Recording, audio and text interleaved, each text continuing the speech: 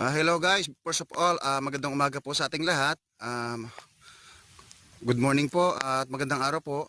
Bali, andito po ako ngayon sa isang properties dito po sa bahay ng kayo po. At kayo po ba ay naghahanap ng magandang farm at perfect na farm na kompleto na po? Ito po ay along the road, along irrigation canal. Mostly developed na po itong properties po nito. Meron na po siyang gate. Ayan, makikita niyo po, sementado na po yung paakyat dito. Ayan, may gate na po siya.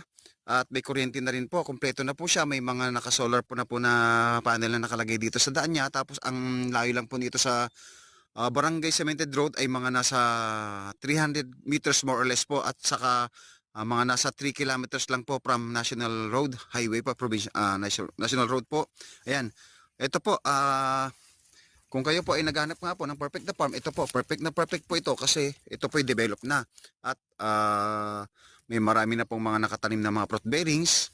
Ayan. Tapos nakabakod na po buong paligid at may gate na po ito sa harapan. So ayan, papasok po ako dito sa properties na binibenta po ng may-ari.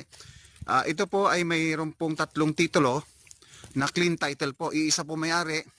At ang sukat po nito ay 2.6 hectares more or less po. Ayan. Ito po yung property po natin sa taas, overlooking pa po sa Mountain View. Napaka fresh air po dito. Dahil pwede nyo pong gawin itong bakasyunan, rest house, farm, manok na panabong po pwede po. Kahit ano pong gusto nyo patay dito. At sariwang-sariwa pong hangin dito. Ayan.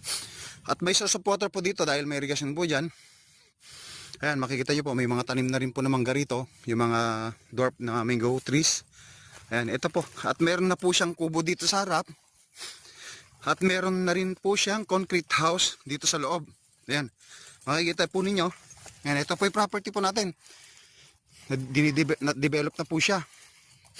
Mini-maintain po nila yung damo para po hindi masyadong kumapal. Ayan, ito po. At marami pong nakatanim dito na mga native trees. Ayan po. Ayan, nakikita nyo po. Kaya presko po. Hindi po mainit. Meron po tayong liliman. Ayan po. Ayan. So ito po yung property po natin. Ito po siya. Ayan. Bali, nakabakod na po yung buong paligid po niya ng hog wire. Tapos ito po yung concrete house po niya po. Na parang vacation house po nila ng may-ari po. Ayan, ito po. Ito po siya. Yung makikita nyo po, meron na po siyang lababo dito. At may CR na po dito.